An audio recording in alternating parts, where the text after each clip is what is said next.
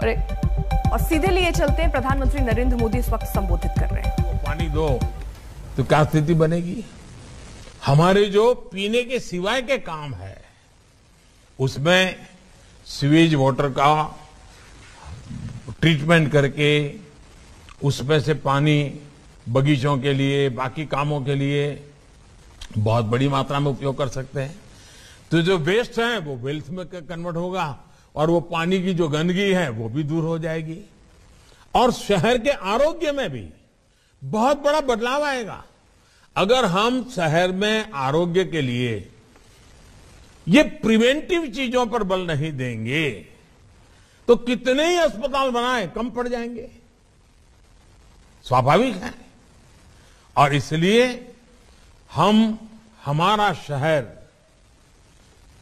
स्वच्छ रहे, स्वस्थ भी रहे, ये भी हम लोगों का प्रयास होना चाहिए।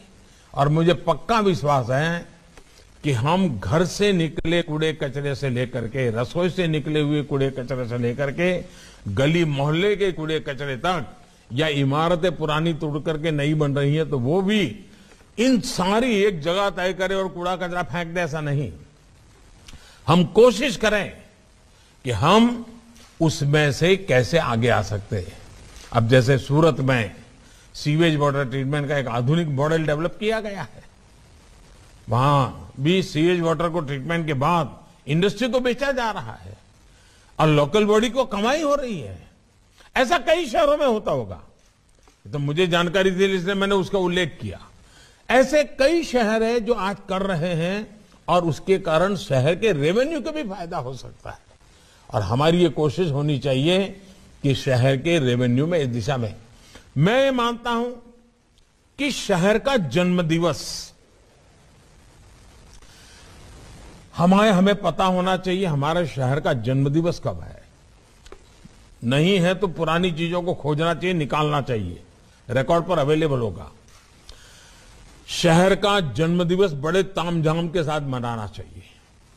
अपने शहर के प्रति गौरव पैदा हो, उसके साथ अनेक स्पर्धाएं हो, और मेरा शहर कैसा हो, हर नागरिक के दिल में एक भाव पैदा हो कि मेरा शहर मुझे कुछ ऐसा बनाना है, मैं इसके लिए ऐसा ऐसा करने वाला हूं, मैं ये प्रयास करूंगा। ये जब तक हम नहीं करते हैं तो फिर क्या होता है, टैक्स बढ़ाया कि कम किया, फलाना किया कि ढिकना किया, इसी में चर्चा हो रही है। अभी योगी जी अपने भाषण में एलईडी बल्ब की चर्चा कर रहे थे। क्या आप तय कर सकते हैं कि मेरे नगर में एक भी गली, एक भी खंबा ऐसा नहीं होगा जिस पर एलईडी बल्ब न लगा हो? आप जब लड़ाई यूपी की हो तो सबसे बड़े महारथी को युद्ध की बागडोर संभालना ही पड़ती है। बीजेपी ने भी मौके और मुकाबले को भांपा है और अपने सबसे विश्वस्त योद्धा नरेंद्र मोदी को मिशन यूपी की कमान थमा दी है।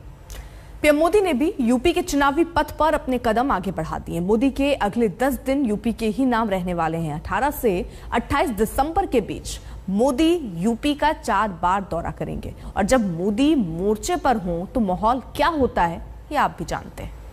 काशी तो अविनाशी है, काशी में एक ही सरकार है, जिनके हाथों में डमरू है उनकी सरकार है। जब डबल इंजन की सरकार होती है तो डबल तेजी से काम भी होता है। जब गरीब, शोषित, वंचित की चिंता करने वाली सरकार होती है तो वो परिश्रम भी करती है, परिणाम भी ला करके दिखाती है। पिच यूपी का है और बल्ला थामे प्रधानमंत्री मोदी उतरे कि नया भारत जब ठान लेता है तो इसके लिए कुछ भी असंभव नहीं है। थोड़ी हिचक, थोड़ी सुरक्षा, सतर्कता के साथ बैटिंग शुरू हुई और अब ताबड़तोड़ बल्लेबाजी शुरू हो गई है। मोदी का वही अंदाज, आक्रामकता से भरपूर, विपक्ष का मनोबल तोड़ देने की तैयारी, हमलों की पूरी बौछार। मोदी ने तरकश से तमाम तीर निकालने शुरू कर दिए हैं और सामने निशाने पर है अखिलेश और उनकी समाजवादी पार्टी। याद रखिए, लाल टोपी वाले यूपी के लिए रेड अलर्ट है, रेड अलर्ट, यानी खतरे की घंटी है। ये तो अभी महज झांकी है। मोदी का असली यूपी प्लान तो अभी पूरा बाकी है। वो प्लान जिसका करता धरता खुद प्रधानमंत्री मोदी है। वो प्लान जिसमें बेहिसाब दांव चले जाएंगे, जिसमें विपक्ष पर अंधाधुंध आक्रमण होंगे, और वो प्लान जिसमें बीजेपी एड़ी चोटी का जोर लगा देगी। जरा गौर से देखिए, अगले 10 दिन प्रधानमंत्री मोदी यूपी में कहां-कहां दस्तक देने वाले हैं। 18 दिसंबर को प्रधानमंत्री मोदी शाहजहांपुर जाएंगे, गंगा एक्सप्रेसवे की आधारशिला रखेंगे। 21 दिसंबर को प्रयागराज में होंगे, 2 लाख महिला कर्मचारियों के कार्यक्रम में हिस्सा लेंगे। 23 दिसंबर को प्रधानमंत्री मोदी अपने संसदीय क्षेत्र वाराणसी का एक बार फिर दौरा करेंगे। 28 दिसंबर को कानपुर दौरे की तैयारी है, जहां मेट्रो परियोजना का लोकार्पण होगा। यूपी और यूपी, प्रधानमंत्री मोदी की नजर इस वक्त उत्तर प्रदेश पर ही है। यूपी के चुनावी अभियान का हर कोण वो खुद देख और समझ रहे हैं। उत्तर प्रदेश चुनाव की तमाम बारीकियों पर प्रधानमंत्री मोदी की नजर है। एक एक योजना को अंतिम रूप दिया जा रहा है और इन योजनाओं के केंद्र में खुद प्रधानमंत्री मोदी हैं। थोड़ी देर पहले यूपी के बीजेपी सांसदों से नाश्ते पर मोदी ने मुलाकात की है। यूपी की चुनावी जमीन का उन्होंने खुद जायजा लिया है। प्रधानमंत्री जी लगातार जब भी सत्र होता है, माननीय सांसदों के साथ बैठते हैं, उनसे तमाम विषयों पर चर्चा करते हैं, उनके भी सुझाव लेते हैं, फीडबैक लेते हैं, और जो आगे पार्टी को मजबूत बनाने के लिए करना होता है, उसके लिए जो आवश्यक निर्देश देना होता है वो देते हैं। लेकिन वह बुलाए हैं, बैठक हो रही, हर सांसद के लिए ऊर्जा प्रदान करने वाला है, सांसद को बहुत शक्ति मिलने वाली है। आज ही वाराणसी में देश भर के मेयरों का सम्मेलन हो रहा है और पीएम खुद इससे जुड़े हैं। मुद्दा काशी का हो या फिर उत्तर प्रदेश का हो, खुद ब खुद प्रधानमंत्री मोदी के एजेंडे में आ जाता है। हिमांशु मिश्रा, दिल्ली आज तक। यूपी में बीजेपी के पास 2 चेहरे हैं, एक सीएम योगी आदित्यनाथ का तो दूसरा प्रधानमंत्री का। लेकिन अब साफ हो गया है कि यूपी के महाभारत में बीजेपी तुरुप का पत्ता के तौर पर पीएम मोदी को ही आजमा रही है। यूपी में एक तरफ तेजी से योजनाओं का ऐलान हो रहा है, लोकार्पण और शिलान्यास हो रहे हैं, तो दूसरी ओर ब्रांड मोदी के जरिए बड़ी लकीर खींचने की कोशिश हो रही है।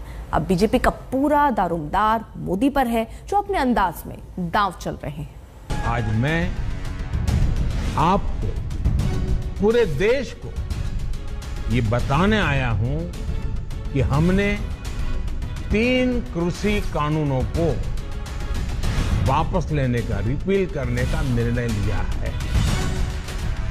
ये पीएम मोदी के यूपी प्लान का वो पड़ाव था जहां से चुनावी यात्रा तेजी से आगे बढ़ी। इधर कृषि कानूनों की वापसी हुई, संसद में बिल पास हुआ, उधर किसान आंदोलन की घर वापसी हुई, और फिर यूपी के चुनावी युद्ध में मोदी का रथ आगे बढ़ा। अब आलम यह है कि एक तरफ बीजेपी से सिर्फ और सिर्फ मोदी है और दूसरी तरफ बाकी सभी विरोधी दलों की सामूहिक चुनौती है।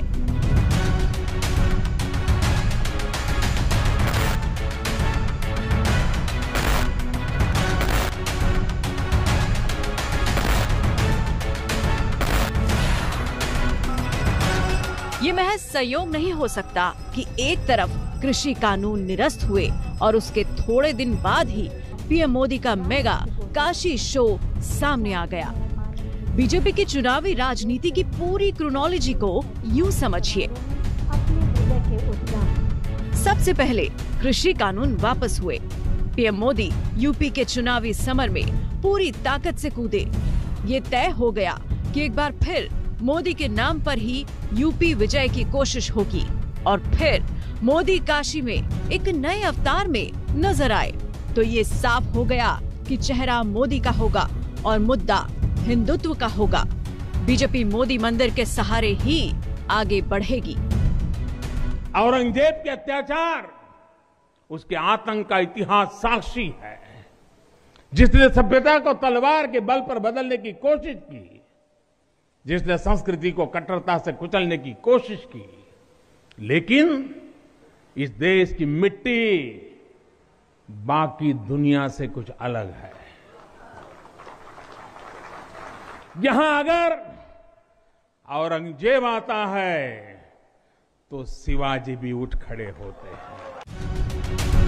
तो यूपी में बीजेपी मोदी नाम केवलम की रणनीति पर आगे बढ़ेगी और ब्रांड मोदी को चुनावी बाजार में उतारने और स्थापित करने पर पूरी ताकत झोंक दी गई है। मोदी तो दिल्ली टू यूपी का धुआंधार दौरे कर रहे हैं। मोदी 3 बार दिसंबर में यूपी जा चुके हैं। अगले 10 दिनों में 4 और दौरा तय है। मोदी नवंबर में 3 बार यूपी गए। मोदी अक्टूबर में भी 3 बार यूपी गए। विस्तार से बताने की जरूरत नहीं कि पीएम के बार बार यूपी जाने और हमलों की बौछार से उनके विरोध में कैसी बेचैनी है। कभी कभी अखिलेश यादव की असहजता तो साफ साफ नजर आ जाती है। उनके बयान बेलगाम हो जाते हैं और उन्हें बयान से पीछे भी हटना पड़ता है। बनारस में आज प्रधानमंत्री और 1 महीने का कार्यक्रम वहाँ रखे जा रहे हैं। बहुत अच्छी बात है।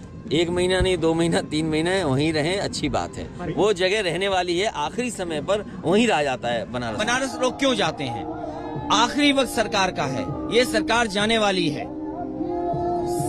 समाजवादी पार्टी का और मेरा यही मानना है कि आखिरी वक्त पे कुछ भी कर लेंगे, लेकिन उत्तर प्रदेश का किसान, नौजवान, व्यापारी, हर वर्ग के लोग इस सरकार को हटाना चाहते हैं। तो यूपी में जहां पीएम मोदी ने युद्ध की कमान संभाल ली है, तो तमाम अस्त्र शस्त्र भी चलने शुरू हो गए हैं।